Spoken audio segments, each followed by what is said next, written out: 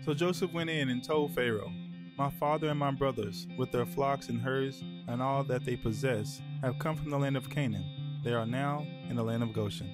And from among his brothers he took 5 men and presented them to Pharaoh. Pharaoh said to his brothers, "What is your occupation?" And they said to Pharaoh, "Your servants are shepherds, as our fathers were."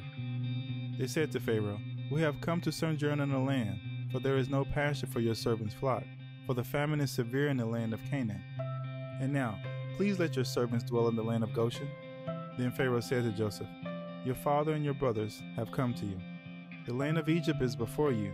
Settle your father and your brothers in the best of the land. Let them settle in the land of Goshen. And if you know any able men among them, put them in charge of my livestock." Then Joseph brought in Jacob his father and stood him before Pharaoh, and Jacob blessed Pharaoh. And Pharaoh said to Jacob, "How many are the days of the years of your life?"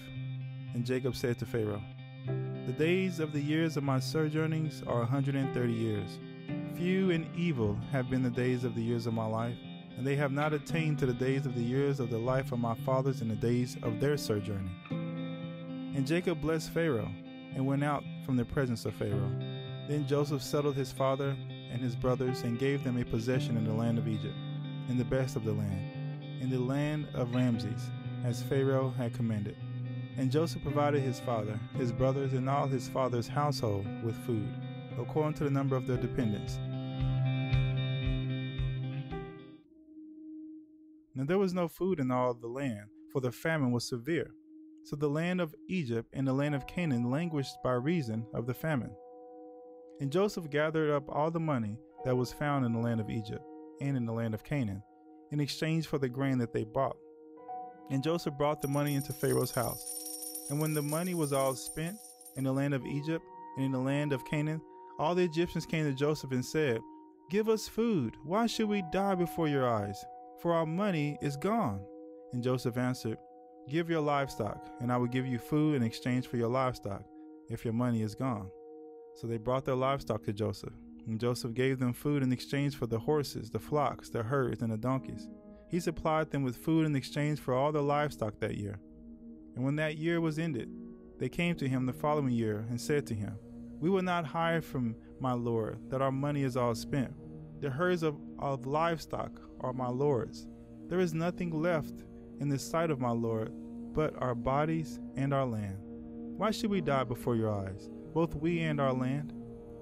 Buy us and our land for food, and we with our land will be servants to Pharaoh. And give us seed that we may live and not die, and that the land may not be desolate." So Joseph bought all the land of the Egypt for Pharaoh, for all the Egyptians sold their fields, because the famine was so severe on them. The land became Pharaoh's. As for the people, he made servants of them, one end of Egypt to the other. Only the land of the priests he did not buy, for the priests had a fixed allowance from Pharaoh and lived on the allowance that Pharaoh gave them. Therefore, they did not sell their land. Then Joseph said to the people, "Behold, I have this day bought you and your land for Pharaoh. Now here is seed for you, and you shall sow the land. And at harvest you shall give a fifth to Pharaoh, and 4 fish shall be your own, as seed for the field, and as food for yourselves and your households, and as food for your little ones." And they said, "You have saved our lives. May it please my Lord, we will be servants to Pharaoh." So Joseph made it a statute concerning the land of Egypt, and it stands to this day that Pharaoh should have the fifth. The land of the priests alone did not become Pharaoh's. Thus Israel settled in the land of Egypt, in the land of Goshen, and they gained possessions in it, and were fruitful and multiplied greatly. And Jacob lived in the land of Egypt 17 years. So the days of Jacob, the years of his life, were 147 years. And when the time drew near that Israel must die, he called his son Joseph and said to him, "If now I have found favor in your sight, put your hand under my thigh, and promise to deal kindly and truly with me. Do not bury me in Egypt, but let me lie with my fathers. Carry me out of Egypt and bury me in their burying place." He answered, "I will do as you have said." And he said, "Swear to me." And he swore to him. Then Israel bowed himself upon the head of his bed.